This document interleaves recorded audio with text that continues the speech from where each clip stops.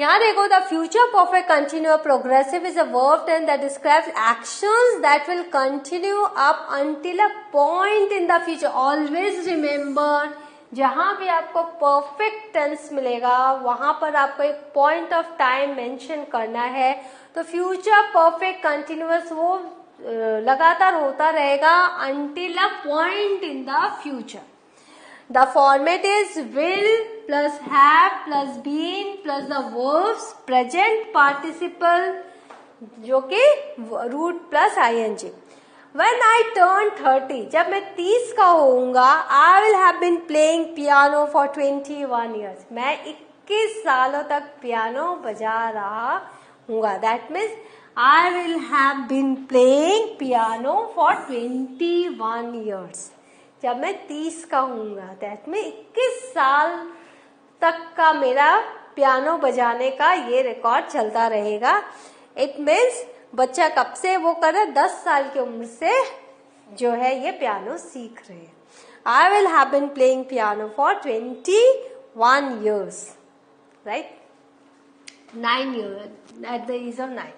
Now, static verbs like to be, to seem or to know are not suited for the future perfect continuous. These verbs take future perfect tense, जो कि real action नहीं है, static है. जैसे to be, to see, मुझे ऐसा लगता है, and to know, मुझे ये पता है. तो जहां पर रियल एक्शन नहीं है वहां पर कंटिन्यूअस टेंस ना प्रेजेंट कंटिन्यूअस, ना फ्यूचर कंटिन्यूअस, ना फ्यूचर परफेक्ट कंटिन्यूअस, वहां ये नहीं लगेगा. वहां पर क्या लगेगा, future perfect tense.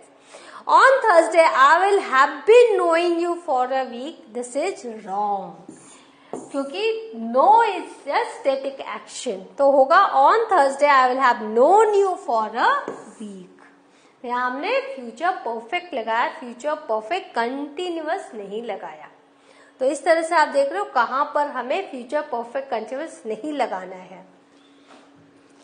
Now, when we describe an action in the future perfect continuous, we are projecting ourselves forward in time and looking back at the duration of that activity. हम जब future perfect continuous का use कर रहे हैं, that means हम अब बहुत आगे की सोच रहे हैं और आगे सोचते हुए हम थोड़ा पीछे देख रहे हैं. We are projecting ourselves forward in time and looking back at the duration of that activity. The activity will have begun sometimes in the past, present or in the future. वो activity या तो past में start हुई है या present में या future के ही किसी particular time में, and is expected to continue in the future. और वो future तक वो चलने वाली है. तो इस तरीके से हम future perfect continuous को हम यूज करते हैं. फ्यूचर परफेक्ट कंटिन्यूअस फॉर्म्स है यूजुअली इंटरचेंजेबल. ये इंटरचेंजेबल है. जैसे विथ विल के साथ जब हम करेंगे will have been plus present participle. जो will have been waiting for more than 2 hours when the doctor finally arrives. तो विल हैव के साथ हम फ्यूचर परफेक्ट कंटिन्यूअस कर सकते हैं कि आपको you will have been waiting for more than 2 hours when the doctor finally arrive. और जब हम इंट्रोगेटिव लिखेंगे will you have been waiting for more than 2 hours when the doctor finally arrive. तुम 2 घंटे से ज्यादा वेट कर चुके होगे जब डॉक्टर फाइनली आएगा. फिर क्या तुम 2 घंटे से ज्यादा वेट कर चुके होगे जब डॉक्टर आएगा. तो इस तरीके से हम हिंदी में बोलते हैं, इस तरह से हम इंग्लिश में भी लिख सकते हैं. Now, you will not have been waiting for more than 2 hours when the doctor finally arrived.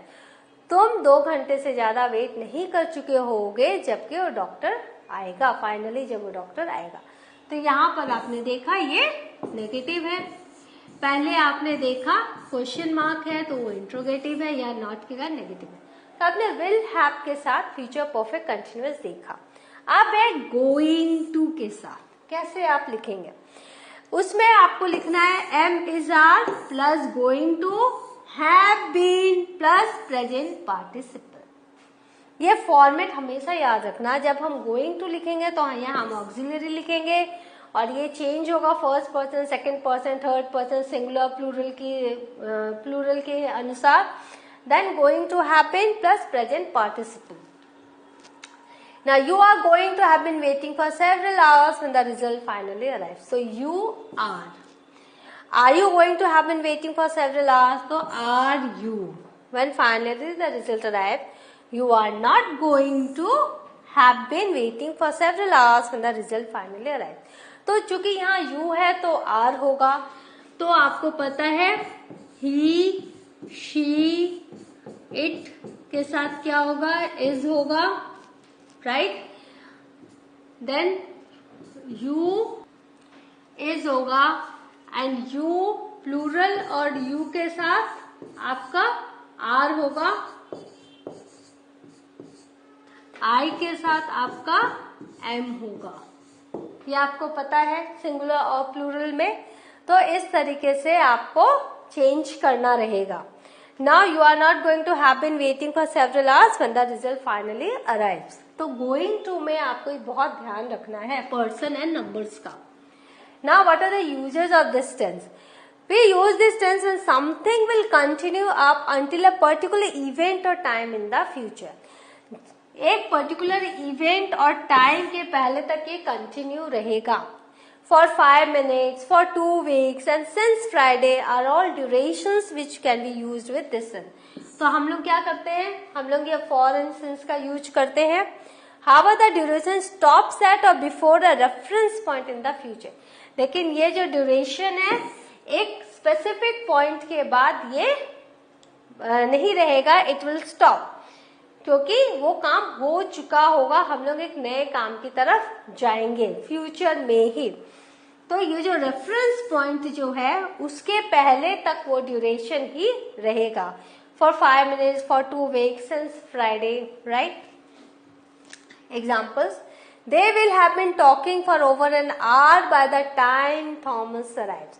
तो ये देखो ये by the time Thomas arrives, Thomas के आने के पहले वो लोग 1 घंटा से ऊपर बात कर चुके होंगे. They will have been talking for over an hour by the time Thomas arrives.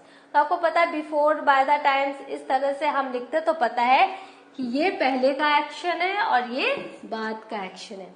She is going to have been working at that company for 3 years when it finally closes.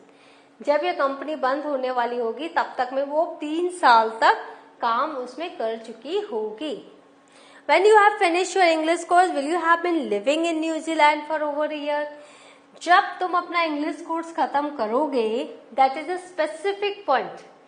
तो उसके पहले क्या तुम न्यूजीलैंड में 1 साल तक रह चुके होगे?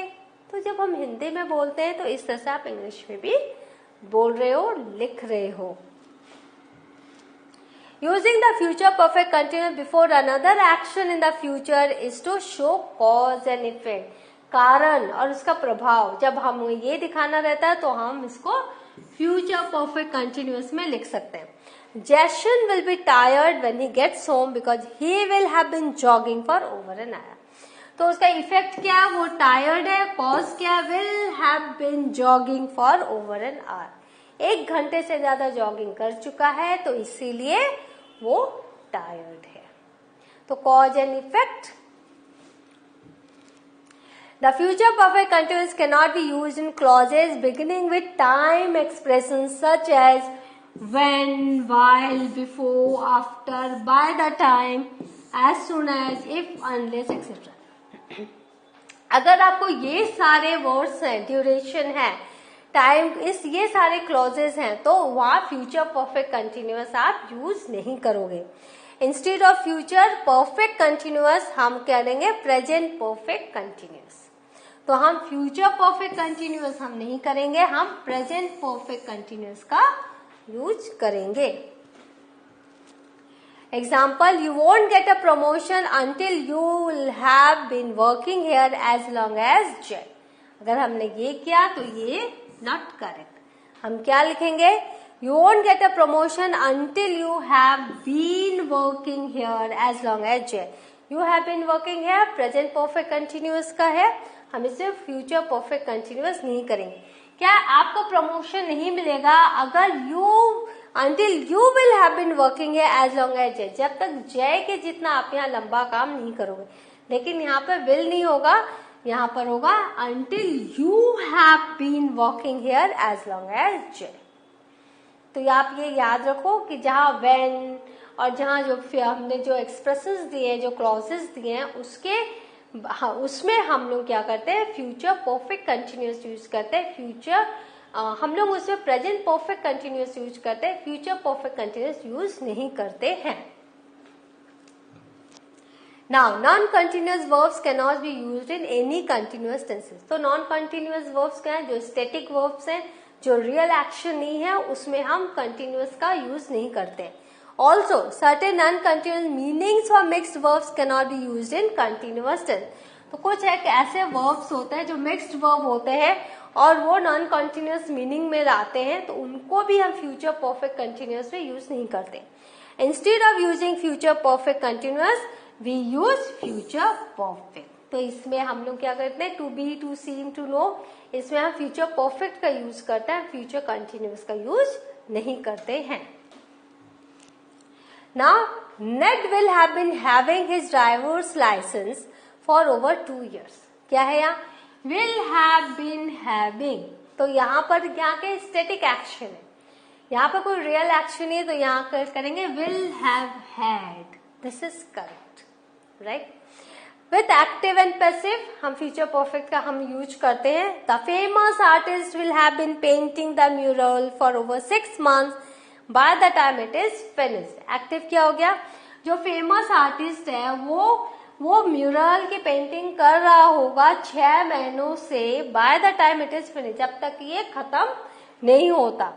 तो इस तरीके से हमने एक्टिव में देखा। पैसिव में the mural will have been painted by the famous artist for over 6 months by the time it is finish, मतलब 6 महीने उसको वो लगे हैं पूरे को पेंट होने में, right.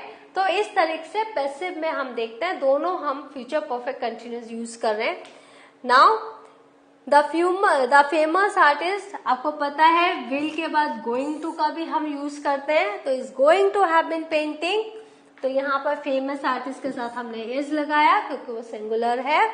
The mural for 6 months by the time it is finished, अगर एक्टिव में ऐसे है तो पैसिव में क्या होगा, द म्यूरल, क्योंकि ये भी सिंगुलर है तो इज ही होगा, is going to have been being painted, क्योंकि यहाँ पर प्रेजेंट कंटिन्यूअस है तो यहाँ पर बीइंग पेंटेड होगा by the famous artist for 6 months by the time it is finished. तो आपने देखा एक्टिव एंड पैसिव दोनों का रूल हम लगा रहे हैं, और इसको विल में भी हमने आपको दिखाया और गोइंग टू में भी हमने आपको दिखाया। तो इस तरह से दोनों करेक्ट है, दोनों फॉर्म करेक्ट है।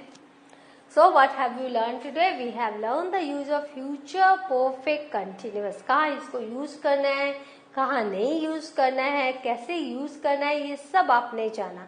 Hope this session will be very useful to you. Use this, learn this session, revise it again and again, and in the next session I will meet you again with some new grammatical topic. Till then, have a good revision. Thank you.